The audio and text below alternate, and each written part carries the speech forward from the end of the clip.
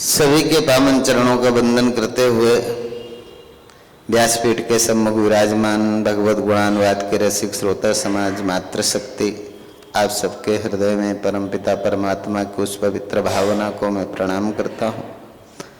आए हृदयस्थ परमपिता परमात्मा जो प्रतिष्ठित है उनका स्मरण करें। स्मरण के पश्चात गुरुदेव के द्वारा प्रदत्त ज्ञान, गुरुदेव के जीवन से जो हमने सीखा, हम आपस में एक दूसरे को बांटें। ऐसे पवित्र संकल्प के साथ हम सब लोग सत्संग में प्रवेश करेंगे। श्री राम जय राम जय जय राम, श्री राम जय राम जय जय राम, श्री राम जय राम जय जय राम,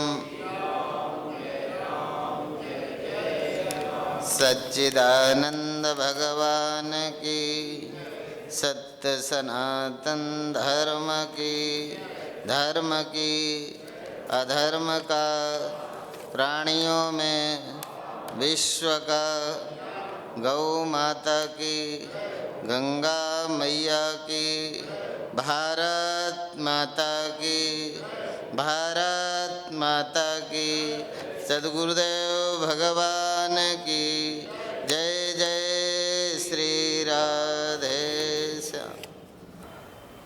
इस मनुष्य जन्म के बाद जैसे जैसे समझ बढ़ी, हम भवाटवी में भटकते ही चले गए। समझ कम थी तब दुख भी कम था। समझ जैसे जैसे बढ़ी दुख उतना ही बड़ा होता गया। जितना बड़ा सिर उतना बड़ा सिर दर्द, जितनी समझ उतना ही दुख जीवन में आया। समझ से चाहिए था कि हम दुख से मुक्त होते, इसलिए अध्यात्म विद्या विद्या नाम। गीता में भगवान कृष्ण कहते हैं कि मैं विद्याओं में पैसा कमाने वाली नहीं हूँ, मैं विद्याओं में अध्यात्म विद्या हूँ। जिस विद्या को पढ़ लेने के बाद फिर इस जगत में कुछ जानना शेष नहीं रहता, जिस विद्या के अध्ययन के बाद गादी में रखे हुए आंवले की तरह परमात्मा का स्पष्ट दर्शन होने लगता है, मैं वह विद्या हूँ जिसमें स्वरूप का अपरोक्ष होता है। मैं विद्या में वो विद्या नहीं हूँ जिससे 1 से 2 फैक्ट्री चलाने का दिमाग है, वो दिमाग है, वो विद्या नहीं है। विद्या तो वह है जो अज्ञानता से हमें मुक्त करता है। विद्या तो वह है जो जीवन में अनेक दुखों से सहज हमें मुक्त हो जाते हैं। विद्या जब जीवन में स्फुरित होती है, जब हमारे जीवन में विद्या का प्राकट्य होता है तो दुख का सागर सूख जाता है। हमारे जीवन में विद्या नहीं है, सारा दुख अविद्या में है। ये संसार भी अविद्या में है। भगवान का अपरोक्ष होते ब्रह्म सत्यम जगन मिथ्या जीवो ब्रह्मैव नापरा, जैसे हमें भगवान का अपरोक्ष होता है जगत खो जाता है। जगत खो जाता है जैसे ही हमें भगवान का अपरोक्ष होता है। और कैसे ही खो जाता है, इसलिए किसी ने बड़े सुंदर भाव में एक लाइन में लिखा, जैसे दर्पण में मुख होता है या दिखाई देता है,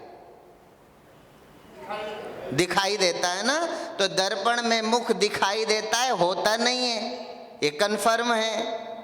तो ऐसे ही चूंकि ये दर्पण में मुख हमने लगाया और हटे तो हमें पता है, पर थोड़ा इससे जटिल है समझना। जैसे दर्पण में मुख होता नहीं है, दिखाई देता है, ऐसे संसार में सुख है नहीं, मालूम पड़ता है। संसार सुख स्वरूप नहीं है। इस दुख रूपी संसार से कैसे हम पार होंगे, उसके लिए हमें उनके पास जाना होगा। गुरुदेव ने कहा था, उनसे पूछो मग की बातें। जो पहुंचे हुए संत जन हैं उनसे पूछोगे मग की बातें। भगवान के धाम तक पहुंचने का रास्ता कौन बताएगा? जो पहुंचे हुए हैं। जो पहुंचे नहीं हैं वो हमें नहीं ले जा सकते। तो आज हमारी तलाश क्या होना चाहिए? तो हमारी तलाश हो, इसके लिए हमारे जीवन में 3 तरह के कर्म हैं। ये साधना है, ये साधन है। इसलिए साधना है 3 तरह का। क्रियमाण में पवित्रता कैसे लाएं? क्योंकि क्रियमाण जब तक पवित्र नहीं होगा तब तक बाकी का सारा काम हो ही नहीं सकता। प्रथम सीढ़ी, हम पूरा भवन बना दें, कोई सीढ़ियां ना दें चढ़ने के लिए, तो फिर आप छत में कैसे जाओगे? सारा भवन बन गया पर सीढ़ी नहीं बनाई किसी आर्किटेक्ट ने और आपको कहें छत पर चले जाओ। हम आपको भवन तो गुरुदेव बना कर देंगे जिसमें सुख पूर्वक रह सके। ऐसा भवन जिसमें सुख ही सुख है वो तो गुरुदेव निर्मित करेंगे। पर हम ये कहते हैं भवन निर्मित हो, भवन की सत्यता को, भवन की उपयोगिता को, भवन का उपयोग कैसे करें, यह विषय हम रखना चाहते हैं। इसलिए क्रियमाण में पवित्रता हो। क्रियमाण जो आप कर रहे हो वो कितना पवित्र है। इसलिए करने में केवल मनुष्य है जो स्वतंत्र है। जानवर प्रकृति से पैदा हुआ है, प्रकृति के नियम में रहता है और धीरे धीरे मृत्यु को प्राप्त हो जाता है। जैसे वृक्ष है वो भी प्रकृति ने जीवन दिया है, प्रकृति से पैदा हुआ है, प्रकृति के नियमानुसार रहता है और थोड़े दिन बाद खत्म हो जाता है। और इनके सबके अलग अलग है। जैसे पेड़ को भगवान ने, प्रकृति माता ने वृक्ष को क्या दिया? बोले वृक्ष को शरीर दिया है और उसमें प्राण दिए हैं। प्राण से वो भोजन लेता है और शरीर बड़ा हो जाता है, वृक्ष बढ़ता है ना।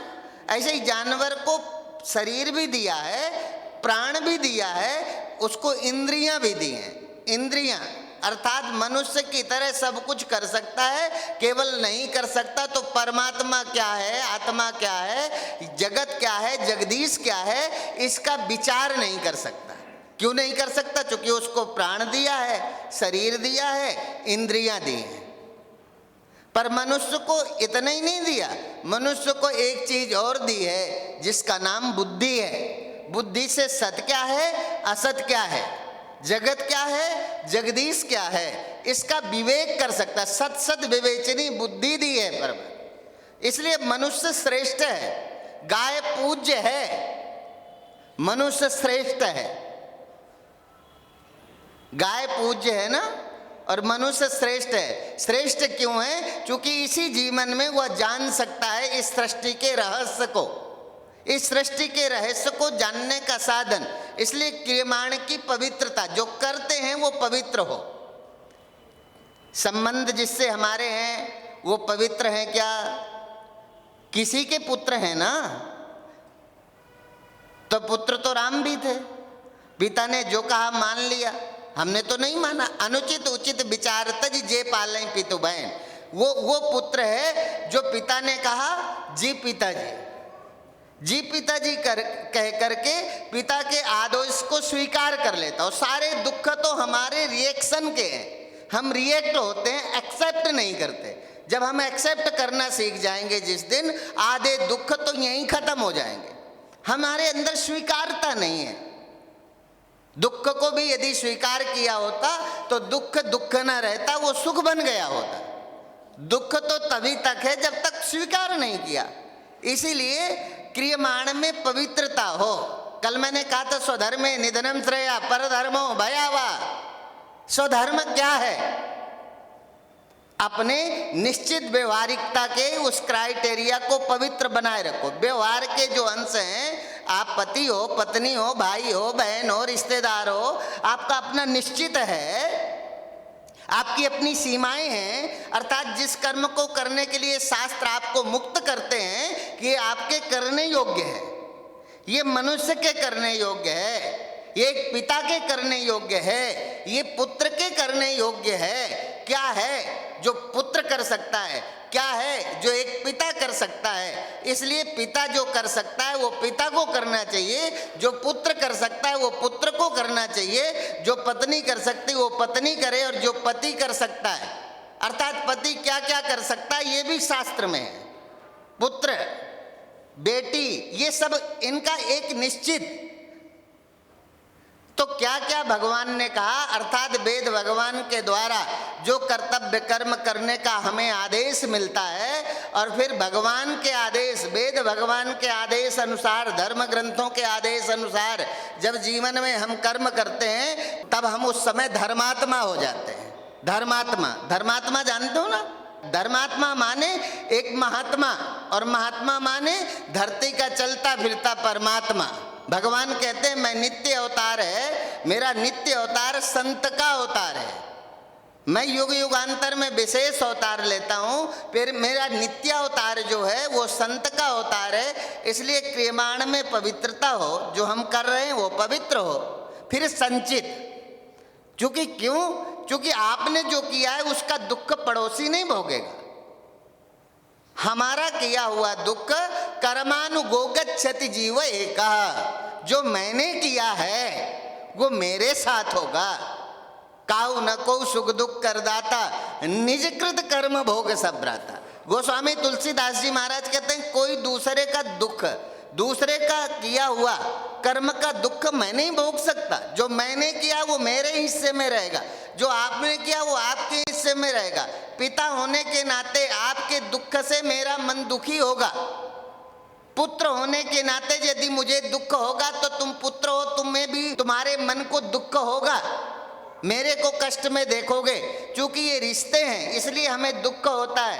पर हमारे अलावा, मेरे किए कर्म के अतिरिक्त भगवान भी चाहे कि मैं इस जन्म में इसे दुखी कर दूं तो नहीं कर सकता। भगवान भी आपको दुखी नहीं कर सकता जब तक आपका अपना किया ना होगा।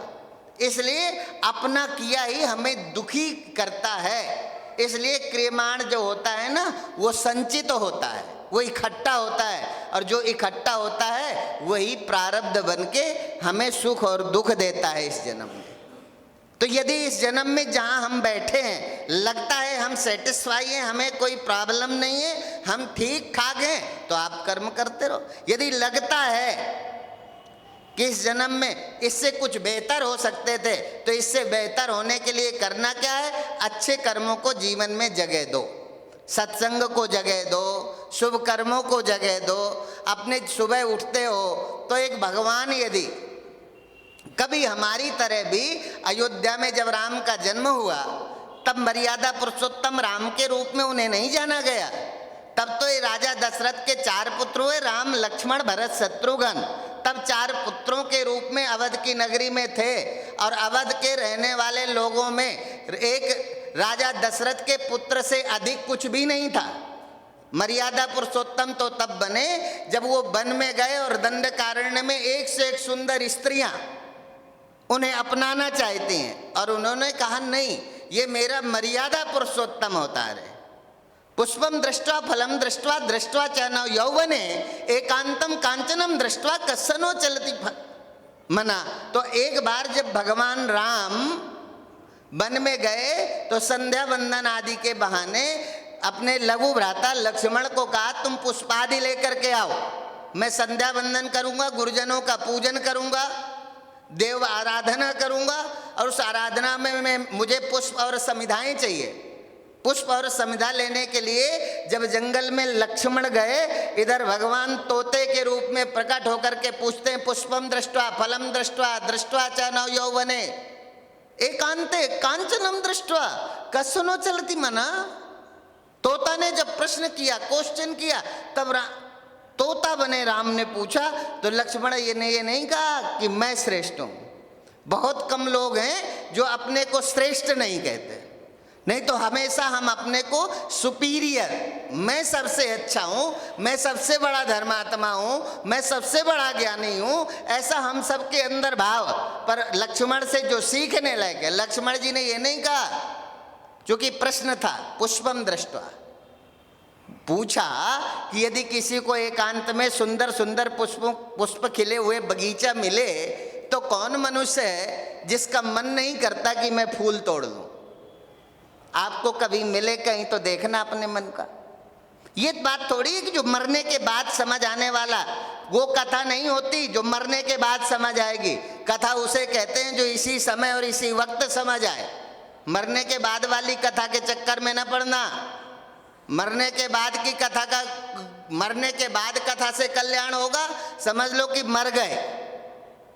जीते जी मरना है तो मरने के बाद कथा से कल्याण होगा, ये विश्वास करना नहीं। कथा से जो कल्याण होगा अभी होगा और इसी वक्त होगा, और वो सत्संग से होगा। इसलिए पूछा पुष्पम दृष्टवा, कौन ऐसा मनुष्य है जिसका सुंदर सा पुष्प खिला दिखे, बगीचा हो और कोई रखाने वाला ना हो, बगीचे का कोई अधिकारी वहां ना हो, फिर तोड़ने का मन ना करे। फलम दृष्टवा, पके हुए फल लगे हों पर बगीचे में कोई बगीचे का मालिक ना हो। कौन ऐसा व्यक्ति है पका हुआ फल तोड़ के खाना नहीं चाहता? पूछा और बोले पुष्पम दृष्टवा फलम दृष्टवा दृष्टवा च न यौवने, और ऐसी एक जगह हो जहां सुंदर सी युवती हो, और युवती हमारे लिए समर्पित भी हो, सुंदर भी हो, और कोई दूसरा ना हो। सुंदर सी कोई कन्या हो, जवान, कोई दूसरा ना हो, ऐसे एकांत में हो। तो कौन ऐसा व्यक्ति है जो उसे स्पर्श करने का मन नहीं करता? कौन ऐसा व्यक्ति है?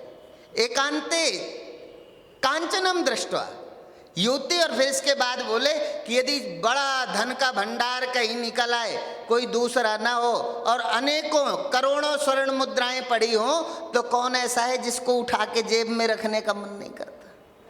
जेब में तो इतना तक मन करता है, कभी ध्यान देना, यदि भीड़ में खड़े हैं और 2000 का नोट गिर जाए जमीन में और दूसरा हमारी नजर पड़े और दूसरा देख रहा हो, तो फिर पैर से ही दबा लेते हैं, लगा कि ये जाएं तब धीरे से उठा लेंगे। और करोड़ों स्वर्ण मुद्राएं पड़ी हों और उठाने का मन न करे, ऐसा वो कौन भाग्यशाली है? तब लक्ष्मण ने कहा पिता यस्य शुचिर भूत्वा माता यस्य पतिव्रता, जिसका माता पिता जिसके सच्चरित्र हों, भक्त हों, धर्मात्मा हो, माता पतिव्रता हो, पति धर्मात्मा हो, ऐसे दाम्पत्य जीवन से जो संतान उत्पन्न होती है, उसका एकांत में भी इन चीजों में मन नहीं जाता। राम को उत्तर मिला, राम संतुष्ट हो गए, उत्तर मिला। आप देखो अपने मन को ऐसी ऐसी जगह खड़ा करके कैसे विचलित होता है। इस मन को विचलित होने से, इसलिए कोई संत जन ही जानते इस धूर्त मन की चाल को। ये मन बड़ा विचित्र है, पता नहीं चलता ये हमें कब कुमार्ग पर ले जाता है। मन को तो अच्छी लच्छेदार बातें चाहिए, मन को तो धीरे धीरे हम जो है नाचने के इतने आदी हो गए कि कथा गोल हो गई, अब नाचना ही नाचना रहेंगे, मतलब कथा में भी अब नाचते रहो। परीक्षित का प्रश्न था, पुरुषस्य हम यत् कार्यम म्रियमाणस्य सर्वथा, जो मरता हुआ व्यक्ति है जिसका जीवन अल्प है, कुछ ही दिनों में, पता है 7 दिनों में मैं मर जाऊंगा, तो परीक्षित पूछ रहे हैं। तब हजारों हजारों करोड़ों करोड़ों साधुओं ने उत्तर नहीं दिया। तब अलक्ष्य लिंगो निजलाभ तुष्टा, तब अवधूत श्रोमणि सुखदेव जी महाराज, अच्छे अच्छे सुंदर सुंदर महात्मा उत्तर नहीं दे पाए। उत्तर किसने दिया? जिस पर आपकी श्रद्धा भी न बने। ऐसा कोई अवधूत हो आपकी तो श्रद्धा ही न बनेगी। श्रद्धा तो आपकी किसकी बनती है? जो बड़ा वैभव हो, वैभव पे श्रद्धा नहीं होती। श्रद्धा तो साधु, परमात्मा कृपा करते हैं, कहते हैं जब इस जन्म में परमात्मा खुश होते हैं, और परमात्मा जब किसी पर कृपा करते हैं तब परमात्मा क्या देते हैं? बोले जब परमात्मा खुश होते हैं तो क्या देते हैं? बोले वो एक संत से मिला देते हैं। संत से परमात्मा खुश हो तो क्या मिलेगा? बोले संत से मिला देते हैं। परमात्मा दुखी हो तो संसार दे देते हैं। परमात्मा किसी से दुखी हो, परमात्मा यदि प्रसन्न है तो हमें संत से मिला देते। कल गुरुदेव ने कहा था ना, भगवान चाहे जहां ढूंढ लो, पर संतों ने कहा घट घट में हरजू बसो संतन कहो पुकार। पर जब परमात्मा, पहले एक बार प्रयास करो कि परमात्मा अपने अंदर खोजो। यदि अपने अंदर परमात्मा मिल गया, फिर जहां भी जाओगे संसार में सब जगह परमात्मा ही परमात्मा होगा, संसार तो गप्पे हो जाएगा। पहले अपने अंदर परमात्मा, और अपने अंदर जिन्होंने परमात्मा देखा, ऐसे नामदेव जी महाराज, रोटी नामदेव ने पकाई, रोटी कुत्ते ने उठाई, पीछे घी का कटोरा लिए जा रहे, प्रभु रूखे तो ना खाओ, थोड़ा घी भी लेते जाओ। प्रभु रूखी तो न खाओ, थोड़ा घी भी लेते जाओ। कैसी शकल बनाई तूने स्वान की, मुझे ओढ़नी उड़ा दी इंसान की। यदि देखने की दृष्टि आ जाए तो, अब मैंने कहा ना, जिन्होंने पहले अपने अंदर भगवान देखा, फिर उन्होंने कुत्ते में भगवान देखा। एकनाथ स्वामी ने गधे पर भगवान देखा। अभी हमें गधे पर भगवान दिखता है? इसलिए भगवान से किसी भक्त ने कहा कि कहाँ रहते हो, भगवान से पूछा भगवान क्या कर दे, तो भगवान कहते हैं देहो देवालय प्रोक्ता, यदि मेरी पसंद की जगह है तो मैं मनुष्य के हृदय में रहता हूँ, मैं भक्तों के हृदय में रहता हूँ।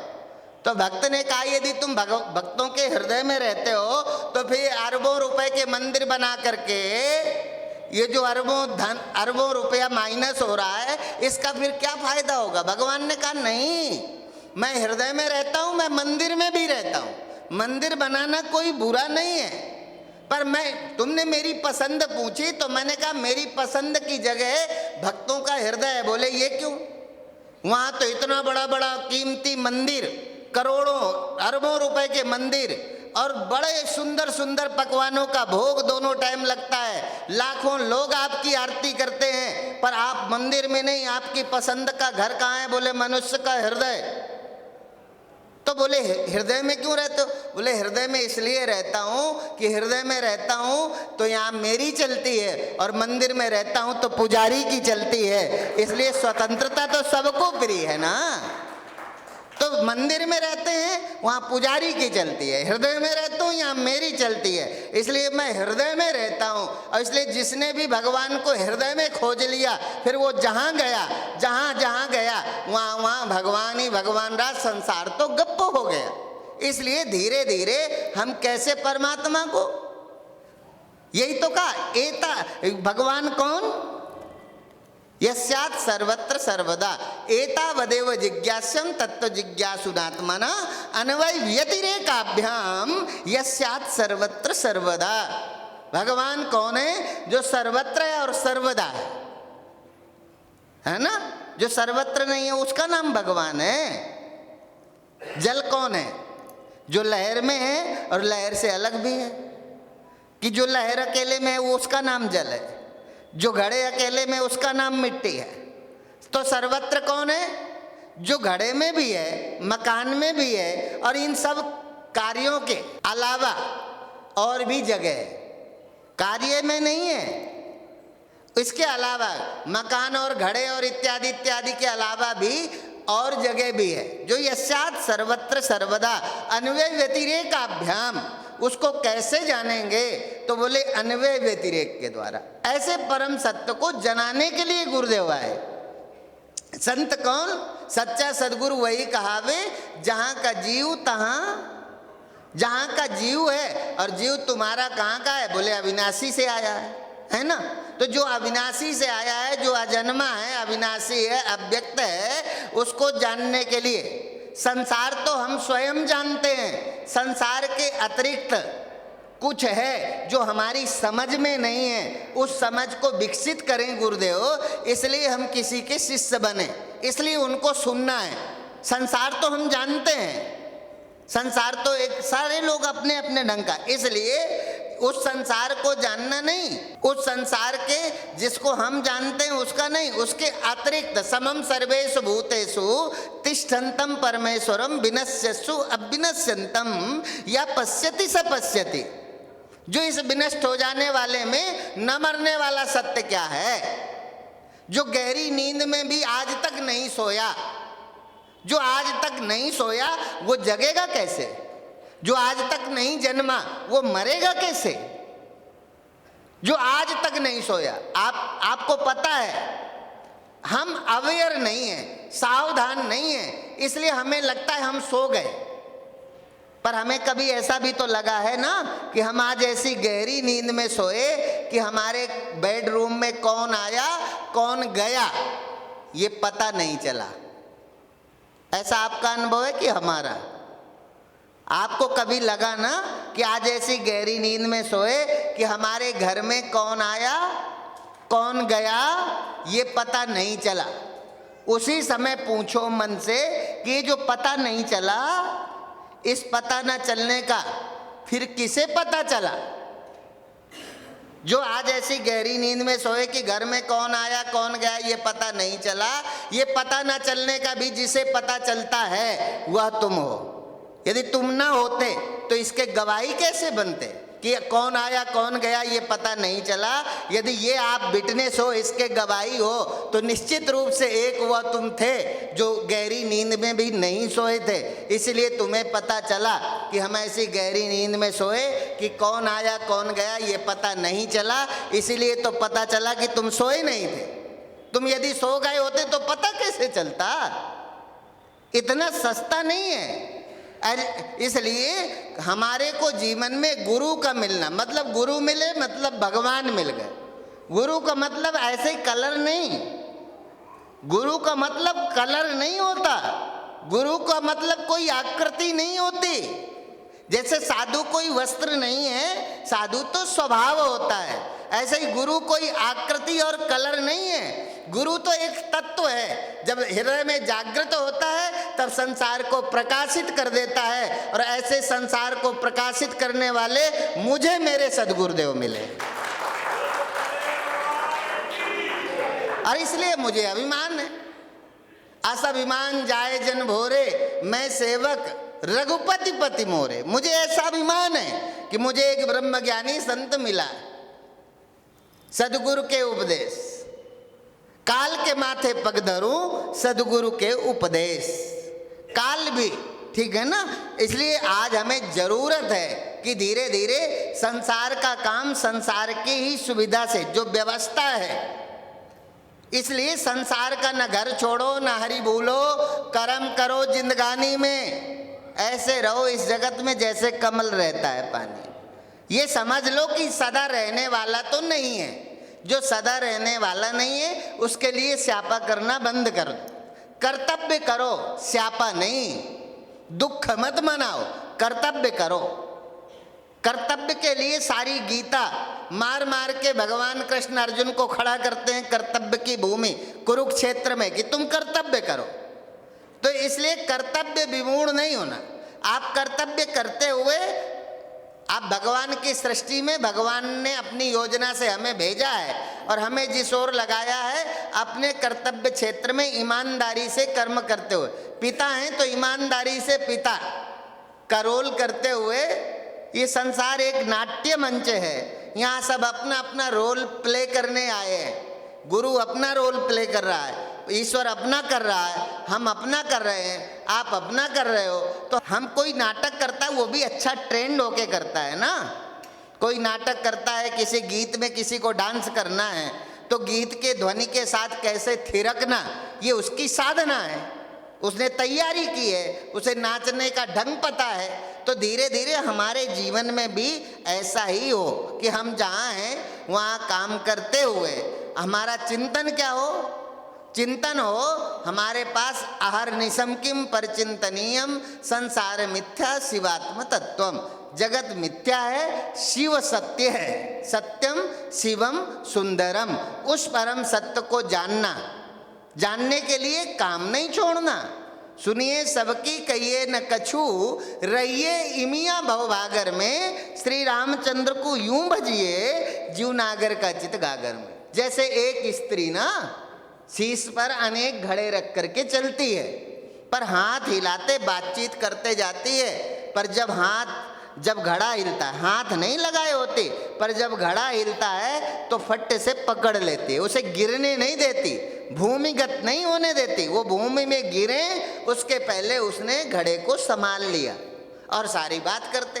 तो ऐसे ही आप जो है, आप क्या करो, बोले हम गृहस्थी हैं, ये कालई कर्मई ईश्वरई मिथ्या दोष लगा।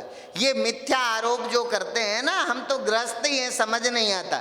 तो किसने कहा, धर्मम भजस्व सततम त्यजलोक धर्मान सेवस्व साधु पुरुषं जय काम तृष्णाम अन्यास्य दोष गुण चिंतनमासु मुक्त्वा सेवा कथा रसमहो नितराम पिबत्वम। भागवत में यही तो वेद व्यास जी ने कहा। और वेद व्यास जी माने व्यासो नारायण स्वयं, भगवान नारायण ही व्यास के रूप में प्रकट होते हैं। फिर ऐसा अव्यक्त ज्ञान जो 4 श्लोकों में अपने पुत्र ब्रह्मा को सुनाया था, आज व्यास के रूप में जब प्रकट होते हैं तो 18,000 श्लोकों के रूप में समाज को देते हैं।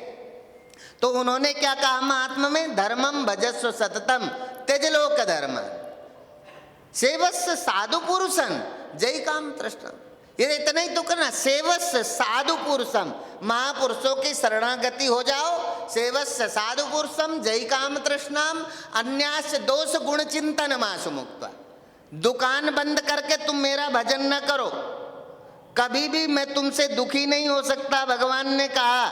और भगवान ने वेद व्यास जी के द्वारा आज भगवान हमें संबोधित करते हैं कि दुकान बंद करके नहीं, परिवार की जिम्मेदारियों का त्याग करके मेरा स्मरण न करो। सेवस्य साधु पुरुषम जय काम तृष्णाम अन्याश्च दोष गुण चिंतन मासु मुक्त्वा। एक तुम्हारे पास समय है जिस समय तुम्हारे पास न दुकान का काम होता है, न बच्चे, न बीवी, न मकान का काम होता है। केवल बैठ के या तो किसी को अच्छा बोलते हो या किसी को बुरा बोलते हो। वो वाला समय केवल मेरी याद में लगा दो, मैं तुम्हें इसी जीवन में मिल जाऊंगा। वो वाला समय अब ये भी नहीं है क्या हमारे पास? और ये भी नहीं है, और हम भगवान पाने के लिए पागल हैं। इतना भी समय नहीं है कि हम इतना समय, कौन वाला? जो दुकान में नहीं है, मकान में नहीं है, पत्नी में नहीं है, बच्चे में नहीं है, बिल्कुल फ्री बैठे हैं। तो ये तो कहते हैं ये बहुत अच्छा है वो आदमी, फला आदमी, और ये तो वो बहुत बुरा है। ये निंदा और स्तुति से मुक्त होकर उस समय मेरा स्मरण कर लो और मैं इसी जीवन में तुम्हें प्राप्त हो जाऊं। थोड़ा सा भजन, क्षणम ब्रह्मा हमस्मीति या कुर्याद आत्मचिंतनम। आद्य गुरु भगवान शंकराचार्य कहते हैं सारी जिंदगी तुम्हें कुछ हो ना हो, क्षणम ब्रह्मा हमस्मीति, यदि जीवन में एक क्षण भी मैं ब्रह्म हूँ ऐसा अपरोक्ष हो जाता है, क्षणम ब्रह्मा हमस्मीति या कुर्याद आत्मचिंतनम, फिर जन्म जन्मांतर के सभी कर्म बंधन जल के खाक हो जाते, मिट जाते हैं। कोई पाप नहीं रहता। पाप अकेले तो गंगा में भी मिट जाते हैं, गंगा पापम, पाप तो गंगा में भी चले जाएंगे। पर मैं इस देह को मैं मानना सबसे बड़ा यह पाप है। यदि कोई पाप है, जहाँ गौ हत्या पाप है ना, तो गौ हत्या करने से एक गाय मारी तो एक गाय का पाप है, दो गाय मारी तो दो गाय का पाप है। पर इस देह को मैं मान लेना तो करोड़ों गायों की हत्या जैसा पाप है।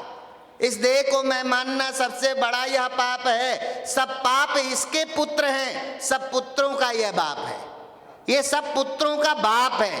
ये देह ना होता ना अहंकार होता, ठीक है ना।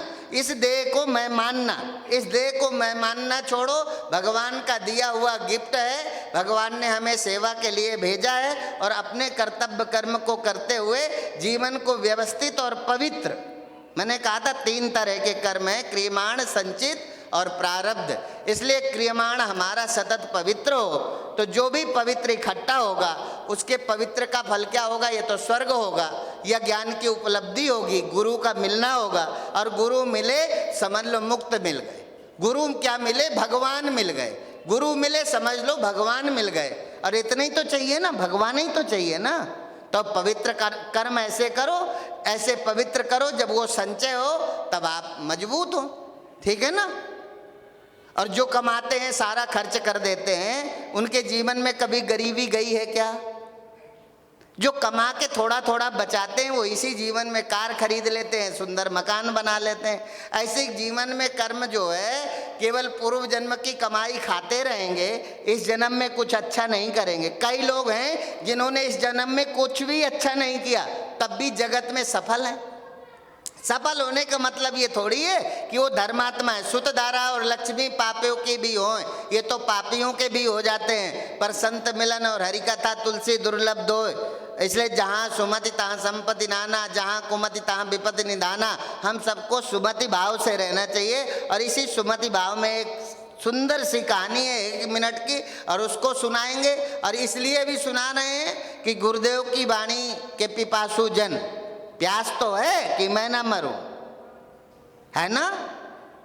अब मैं ना मरूं, पर कोलेस्ट्रॉल घी से बढ़ता है, शुगर जो है डायबिटीज चीनी से बढ़ती है, पर स्वाद के कारण खा लो एक, फिर टैबलेट खा लो। ऐसा ही सत्संग है, लगता है सत्संग सुने पर समय से आ ही नहीं पाते, धीरे धीरे करके आते हैं। और ऐसे ही एक धर्मात्मा सेठ थे, वो बहुत अच्छे शुभ कर्मों में उनका जीवन लगा हुआ था और अपने नगर शहर में होने वाले प्रत्येक शुभ कार्य में वो अपना तन मन धन से सहयोग करते थे। बहुत अच्छे थे, बहुत अच्छे थे। तो लक्ष्मी ने तो डेरा ही जमा रखा। अब लक्ष्मी जी ने डेरा जमा रखा, पर लंबा समय हो गया सेठ जी के यहाँ रहते। तो एक दिन लक्ष्मी जी बोली कि भाई सेठ जी, बहुत समय हो गया, अब मैं जाना चाहता हूँ। अब पर मैं जाऊंगी तो यहाँ आपके घर में नुकसान आ जाएगा। बोले नुकसान आ जाएगा? सेठ जी ने कहा देवी ठीक है, पर लक्ष्मी जी बोली एक वरदान हम आपको दे सकते हैं, क्योंकि आपका जीवन बहुत पवित्र है, आपके कर्म बहुत पवित्र है, मैं प्रभावित हूँ आपके इस जीवन से, एक वरदान मांग लो, पर मैं मेरे जाते नुकसान आएगा। सेठ जी ने कहा ठीक है, अब जा ही रही हैं आप तो मुझे एक वरदान दे दो कि हमारा आपस में कभी हमारी प्रीति कम ना हो, प्रेम कम ना हो। अब वो चले गए, नुकसान आ गया। शाम को नुकसान आया तो जैसे बहू ने भोजन पकाया, खिचड़ी बनाई, और वो खिचड़ी में 4-5 बहुएं थी, घर बड़ा था, सेठ जी साथ रहते थे। एक बहू ने नमक डाला, दूसरे ने डाला, तीसरे ने डाला, चौथी ने डाला। अब वो खिचड़ी गायब हो गई, खिचड़ी का स्वाद गायब हो गया, नमक ही नमक हो गया। अब जब खिचड़ी सिद्ध हो गई और वो डाइनिंग टेबल पर आई तो खिचड़ी सबसे पहले पिताजी को दी। अब सेठ जी ने खाया तो खिचड़ी का स्वाद ही नहीं था, नमक ही नमक था। चुपचाप खा लिया, कोई शिकायत नहीं की। ज्येष्ठ पुत्र आए, ज्येष्ठ पुत्र के सामने भी वही परोसा गया। ज्येष्ठ पुत्र ने पूछा पिताजी प्रसाद पा चुके? बोले हाँ पा चुके। अब ज्येष्ठ पुत्र ने सोचा यदि पिताजी प्रसाद पा चुके, उन्होंने कुछ नहीं कहा तो मुझे कहने की जरूरत क्या है, उन्होंने भी पा लिया। एक एक करके सारे परिवार ने पूछते रहे और खाते रहे। उन्होंने सोचा जब किसी को कोई शिकायत नहीं तो हमें क्या करनी। सवेरा हुआ, दुख हाथ जोड़ करके सामने खड़ा हुआ था नुकसान। बोले सेठ जी मैं चलता हूँ। सेठ जी बोले क्या हुआ, कल तो आए हो, आज ही क्यों जा रहे हो? बोले मैं तो तुम्हारा कुछ भी नहीं बिगाड़ सकता, मैं आया भी पर तुम्हारा कुछ बिगाड़ नहीं सका, इसलिए अब मुझे यहाँ रहने की जरूरत। यदि हम दुख को दुख ना मानेंगे, दुख को भी अपना मेहमान मान लेंगे, तो फिर दुख दुख ना रहेगा, हानि हानि ना रहेगी। और अच्छा स्वीकार ना करोगे तो दुख चला जाएगा क्या? स्वीकार ना करोगे तो बुढ़ापा चला जाएगा क्या? कोई बुढ़ापा ना स्वीकार करे तो बुढ़ापा ना आएगा। तो स्वीकार कर लो, सुखी रहो, ठीक है ना। तो हम एक्सेप्ट करते चले जाएं, और स्वीकारता भाव जब जीवन में आता है तो बहुत सारी समस्याओं का उत्तर हो जाता है, समाधान हो जाता है। अब आए हम अपने गुरुदेव के पावन चरणों में प्रणाम करते वाणी को विराम देंगे, और गुरुदेव की वाणी को सुनने का अवसर है। हम गुरुदेव की वाणी को सुने, फिर आगे निकट भविष्य में यह अखंड परम धाम जो सेवा समिति है, ये एक पवित्र भाव इनके हृदय में है। और जिस समय इनको संसार में घूमना चाहिए उस समय इनको गुरुदेव के चरणों से प्रेम हुआ। ये उम्र में भगवान अच्छे लगते नहीं हैं, पर ये भाग्यशाली हैं। बहुत लोग हमारी इस समिति में हैं जो कम उम्र के हैं, संसार अच्छे लगने वाली उम्र है, पर इस उम्र में भी इन्हें भगवान अच्छे लगते हैं। इसलिए ऐसी इनकी पवित्र भावना को भी मैं प्रणाम करता हूँ। और शाम को बैठक होगी, फिर ये तय करेंगे। तो इनकी इच्छा है कि प्रत्येक वर्ष सत्संग हो, इसके लिए कोई समिति बनाए। तो हम अभी गुरुदेव की वाणी को सुने, शाम को समिति के मार्गदर्शन में जो कुछ निर्णय होगा फिर उसको देखा जाएगा। हरि ओम तत्सत, हरि ओम तत्सत, हरि ओम।